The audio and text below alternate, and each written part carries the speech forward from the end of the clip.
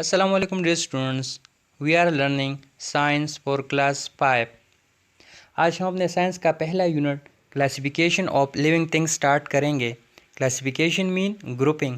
مختلف چیزوں کو مختلف گروپس میں ڈیوائڈ کرنے کو ہم کلاسیفیکیشن کہتے ہیں. کلاسیفیکیشن ہم کسے کہتے ہیں؟ چیزوں کو مختلف گروپس میں ڈیوائڈ کرنا، اسے ہم کلاسیفیکیشن کہتے ہیں. فار ایگزامپل آپ اپنے بیگ کو لے لیں. آپ کے بیگ میں مختلف خانے ہیں. ایک خانے میں آپ اپنے لیے بکس رکھتے ہیں، دوسرے خانے میں آپ نوٹ بکس، اسی طرح باقی خانوں میں آپ اپنے لیے ٹفن اور اسٹیشنری کا دوسرا سامان رکھتے ہیں. تو یہ کلاسیفیکیشن ہے. کلاسیفیکیشن آف لیونگ تھنگز مین جانداروں کو مختلف گروپس میں تقسیم کرنا. آئیے اسے ڈیٹیل سے پڑھتے ہیں. لیونگ تھنگز مین جاندار چیزیں، تمام وہ چیزیں جو سانس لیتے ہو، جنہیں خوراک کی ضرورت ہو اور جو وقت کے ساتھ ساتھ بڑھتے ہو، اسے ہم لیونگ تھنگس کہتے ہیں. لیونگ تھنگس ہم کن چیزوں کو کہتے ہیں؟ جو سانس لیتے ہو، جو وقت کے ساتھ ساتھ بڑھتے ہو اور جنہیں خوراک کی ضرورت ہوتی ہو، انہیں ہم لیونگ تھنگس کہتے ہیں. اب آپ خود سوچ لیں کہ آپ لیونگ تھنگس میں شامل ہے یا نہیں. سملر کریکٹرسٹکس مین ایک جیسی خصوصیات. فار ایگزامپل اگر میں کہوں کہ میرے پاس سے 2 بال پوائنٹس ہے اور وہ دونوں لکھتے ہیں، ٹھیک ہے، 2 بال پوائنٹس ہے میرے پاس اور وہ دونوں لکھتے ہیں، تو یہ جو لکھائی کرنا ہے یہ ان دونوں بال پوائنٹس کی سملر کریکٹرسٹک ہو گئی. ٹھیک ہے، یعنی ایک جیسی خصوصیت ہو گئی.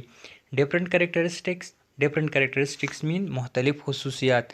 اگر میں کہوں کہ میرے پاس 2 اینیملس ہیں، ڈاگ اینڈ کیٹ، اور وہ دونوں اینیمل ایک دوسرے سے مختلف دکھائی دیتے ہیں، یعنی ڈاگ اور کیٹ یہ ایک دوسرے سے مختلف دکھائی دیتے ہیں، تو یہ جو مختلف دکھائی دینا ہے یہ ڈفرینٹ کریکٹرسٹک ہے. ٹھیک ہے، یعنی ان دونوں کا مختلف خصوصیت ہے. کلاسیفیکیشن کی اس خصوصیت کو کہتے ہیں جس کی بنیاد پر ہم کلاسیفیکیشن کر لیں. فار ایگزامپل ہم نے کہا کہ ایک اینیمل ہے جو ہوا میں اڑتا ہے، ٹھیک ہے نا، اس لیے اس اینیمل کو ہم نے باقی تمام اینیمل سے جدا ایک الگ گروپ میں رکھ لیا جسے ہم نے برڈ کا نام دے دیا. تو یہ جو کلاسیفیکیشن یہاں پر ہم نے کی، یہ ہم نے کس کریکٹرسٹک کے بیس پر کی؟ ہوا میں اڑنا. اس کریکٹرسٹک کے بیس پر ہم نے ایک کلاسیفیکیشن کی، اور یہ جو کریکٹرسٹک ہے یعنی ہوا میں اڑنا، اسے ہم کلاسیفیکیشن کی کہتے ہیں، یعنی اس کلاسیفیکیشن کا یہ کی ہے. ٹھیک ہے نا. ایک بار پھر دیکھ لیں. لیونگ تھنگس ہم جاندار چیزوں کو کہتے ہیں.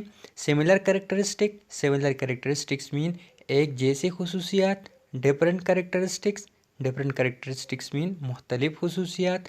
کلاسیفیکیشن کی اس خصوصیت کو کہتے ہیں جس کی بنیاد پر ہم کلاسیفیکیشن کر لیں. Now look at the definition of classification. Placing living things into different groups on the basis of similarities and differences is called classification. Placing living things into different groups on the basis of similarities and differences is called classification. جانداروں کو ایک جیسے اور مختلف خصوصیات کی بنیاد پر مختلف گروپوں میں تقسیم کرنے کا نام کلاسیفیکیشن ہے. جانداروں کو ایک جیسے اور مختلف خصوصیات کی بنا پر مختلف گروپس میں تقسیم کرنے کو ہم کلاسیفیکیشن کہتے ہیں. کلاسیفیکیشن کی ڈیفینیشن ہے کہ ہم جانداروں کو ایک جیسے اور مختلف خصوصیات کی بنا پر مختلف گروپس میں تقسیم کرتے ہیں. اس کو ہم کیا کہتے ہیں؟ کلاسیفیکیشن. اگرچہ لیونگ آرگنزمز میں ڈھیر ساری خصوصیات ایک جیسی ہیں، مگر پھر بھی ان میں بہت سارے ڈفرینسز پائے جاتے ہیں. فار ایگزامپل یہ 2 لیونگ تھنگس ہے، یہ سن فلاور ہے اور یہ ٹائیگر.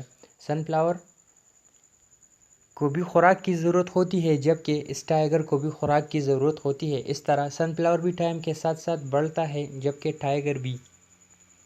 لیکن ان دونوں میں بہت سارے خصوصیات مختلف ہیں. جیسا کہ یہ سن فلاور یہ اپنے لیے خوراک خود تیار کر سکتا ہے، جبکہ یہ ٹائیگر اپنے لیے خوراک خود تیار نہیں کر سکتا.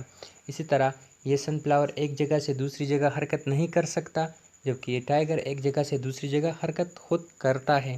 ٹھیک ہے، اس لیے ان ڈفرینسز کی بنیاد پر ہم نے ان دونوں کو الگ الگ گروپس میں ڈیوائڈ کیا.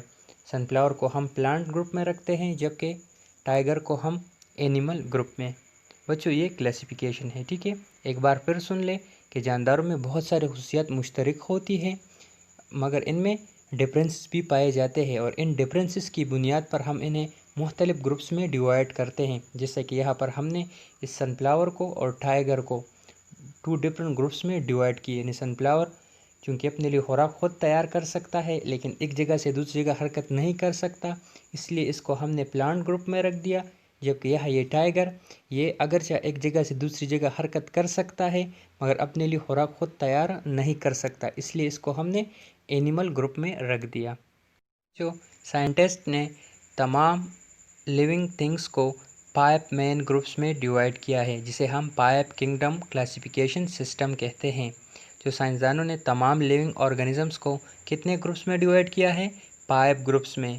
اور اس ڈویژن کو ہم کیا کہتے ہیں؟ 5 کنگڈم کلاسیفیکیشن. 5 kingdom classification.